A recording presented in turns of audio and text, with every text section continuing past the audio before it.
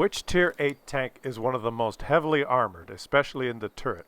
Despite being heavily armored, is also one of the fastest. Has the hardest hitting, highest alpha gun, with very good penetration and good DPM. And despite being fairly large and heavily armored, sports some of the best concealment values in the game, both stationary and on the move. There's a new object in town, I don't want to hear it. There's a new object in town. Yes, that's right, guys, that's right. It's time that this game had a new object. A new object that you could all have for free if you complete the Polar event, which simply requires you to grind and grind and grind and grind this game for hours and hours and hours during the holiday season. And then you can be the proud owner of the new Tier 8 Premium Russian Medium Object. If you're driving a Tier 6 or 7, go fuck yourself. There's a new object in town. Do you want to hear it? Do you want to hear about it? We're not going to do an in-garage review. I'm just going to talk to you about it while you watch a couple of games. I received one of these in my account for free, courtesy of Wargaming. Full disclosure, I always say that to you guys when I get a new tank like this. I did not grind the Polar mission or pay money for this. I was given it to me by Wargaming. Thank you, Wargaming. Now I can do my impartial, Klaus Kellerman, no bullshit review of this tank. I played about 18 games of this thing on my last stream and realized that this tank is, well, let's just say, it is, it's too good to be top tier. It's literally, completely, totally broken if you are top tier. If you end up in a game in this tank fighting tier 6s and 7s on the enemy team, they can all go fuck themselves. Now we're going to do the no bullshit Klaus Kellerman review of this tank, but before we do that, I want to disclose something that you may not have already figured out on your own. If this tank is completely, totally, utterly broken, if it's top tier, you may want to ask yourself the question, how often will you be top tier if you purchase this tank? Well, after the honeymoon period is over, I would hazard to guess, never! You'll never be top tier! But that is just my guess. The matchmaker has a way of balancing things. Okay, let's do the no bullshit review so far. I've blocked 1800 damage with my armor so far. We'll watch about 3 games that I've played. I did a session where I played about 18 games in this thing. I'm going to show you 3 quick games. It seemed like most of the games only lasted 3 or 4 minutes. And rather than go through all the numbers in Garage and look at spreadsheets, which are all meaningless because I've learned that all the statistics are basically, they don't make any sense at all. I'll just talk you through the pros and cons of this tank. Now, the pros of this tank are everything, and the cons are nothing. There you go. That's your review. No, okay, let's get serious, guys. If you look at the stats, the published stats of this thing, let's talk about the gun first. Okay. It has a gun with 227 penetration, 227 millimeters of penetration, and 320 alpha at Tier 8. Why? Because the old Tier 8 medium tanks used to all have 240 alpha. Then the T-54 modified came out and it had 250 alpha. Recently, they've introduced an American Tier 8 Premium, the T-42, and it has 280 alpha for a medium tank. And a lot of you went out and bought that thinking, whoo, wow, that's a big jump in alpha. But you know, after that sale ended, Russia, now you get the object, has 320 alpha, just like the Tier 10s. In fact, it kind of looks like a Tier 10 tank, doesn't it? So fantastic penetration, high alpha, but the gun doesn't shoot as fast as the Tier 9s or 10s. Snap! Okay, I've killed the Tier 8s, or helped kill the Tier 8s. I think I killed both the Tier 8s. So now I just press W, and all the Tier 6s and 7s can just go fuck themselves. Let me continue on with the no bullshit review. The gun doesn't shoot as fast as the Tier 9s or 10s.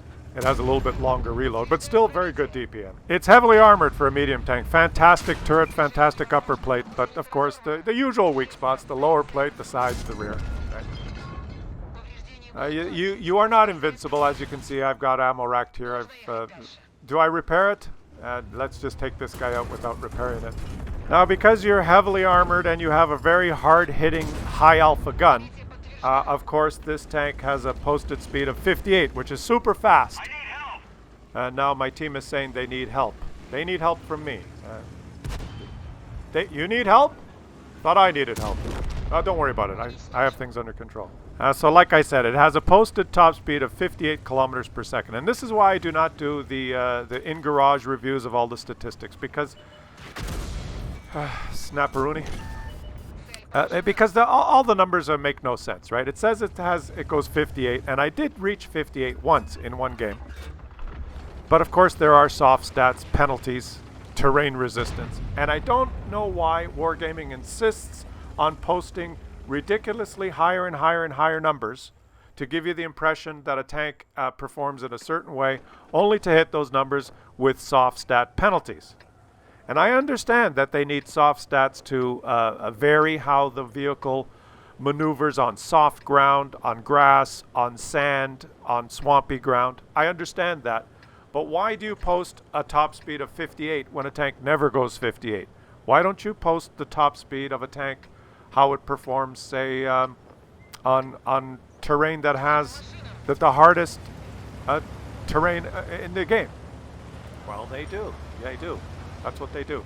This tank, if you're driving on a road, will go 58. And in fact, you're going to see it now. I probably will hit 58.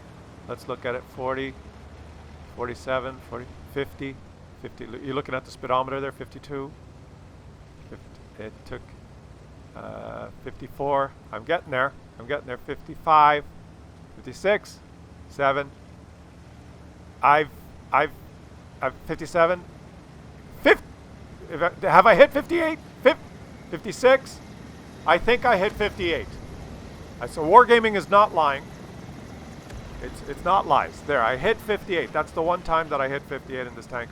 On any other map with any other kind of terrain, which is basically other than Himmelsdorf and a couple of maps that have roads, you will never hit 58. That's why they say 58, but you can say your top speed is more like 45 or 50, which is still pretty damn good. Okay? So let's continue with the no bullshit review. Okay, so you have some among the best turret armor. I mentioned that your hull armor upper plate is really good. Sides, rear, lower plate are weak, obviously. You have a hard-hitting gun with one of the highest alphas, 320. High pen, 227. Good DPM, yep. It's super fast, 58. Okay, the last thing to talk about is the one thing that kind of balances this thing. Because it's a heavily armored, hard-hitting, super fast medium, which is fairly large in size.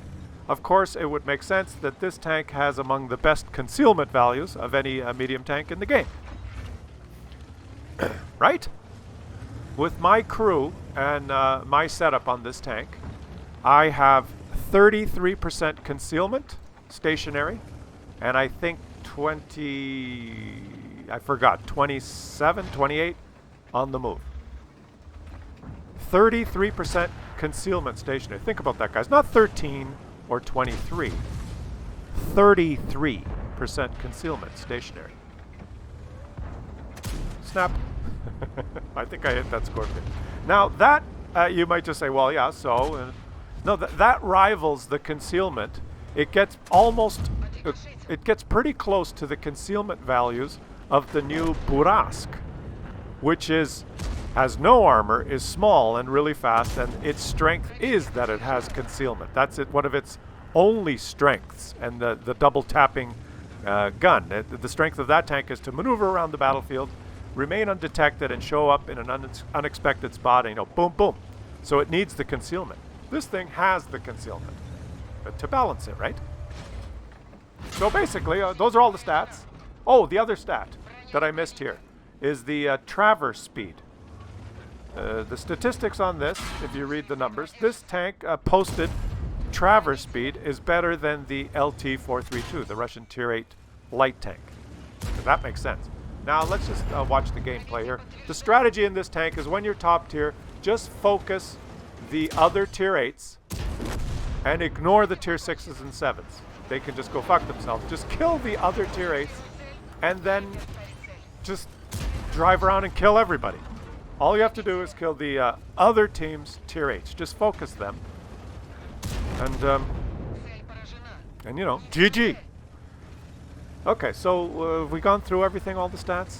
And basically all the posted stats of this tank are better than every other tank in the game. No, I'm exaggerating a bit. There's one more thing to go through here. And this is the one, I'm going to say quote-unquote weakness, is the gun handling. I'm using my quotations here, handling. Now, the gun, being so hard-hitting and having such good pen, does have a mediocre-looking aim time, 2.3 seconds, I think, with my computer, my crew configuration. But it is not equivalent to other tanks that have 2.3 seconds aim time. That is the aim time. That's the time required to decrease your aim circle in size by 60%. But of course, it all depends how big the aim circle blooms in the first place. And this thing has some very, very harsh soft stats applied to it. So when you're on the move, when you turn your turret, when you traverse your tank, your aim circle does bloom quite large. So that 2.3 second aim time only gets it 60% smaller, which is still pretty bad. So gun handling wise, if you try and move around and whip your turret around and move your tank or traverse your tank or move your tank in any way, you will have a hard time hitting long range shots. All right, but what I did notice, and this is very interesting, is when you're stationary and you fully aim, okay, not the 2.3 posted seconds, if you take the full 4 or 5 seconds to fully aim and you're stationary, you're not moving your turret, you're not traversing your tank, you're hiding at the back, and you fully aim, in the 18 games I've played, almost every single shot, bullseye. Once I'm as accurate as my Leopard, if I'm fully aimed, okay? And that means all the soft stats, all the penalties go to 0 because you're not traversing your turret, you're not traversing your hull, you're not traversing your tank, you're not moving in any way. You let your aim circle fully collapse to your, I think I've got 0.34 accuracy when I'm fully aimed. Then pull the trigger, almost every shot hits exactly what I'm aiming at, which is all you can ask for, which I wish some of my other tanks would behave that way. Now think about that. Think about that when you wonder, well, Klaus, you just showed us 2 games where you're top tier and you just rolled over the, basically just pressed W and drove around like a Muppet and killed everyone. And that is the strategy. If you're top tier, just focus out the other tier 8s on the enemy team, and once you've killed them, then just basically drive around and kill everyone else. You can basically just annihilate everyone that's in tier 7 and 6. That's the strategy. Of course, this is the honeymoon period. It's the polar mission is going on right now. Some people have just bought it. This is what I call the honeymoon period. You're going to get some top tier gameplay in the next little while. But what happens in a couple of months? You know, once they flatten the curve, and a large portion of the player base has already purchased one or earned one, and they're ready to release the next new premium tank, are you going to get top tier games?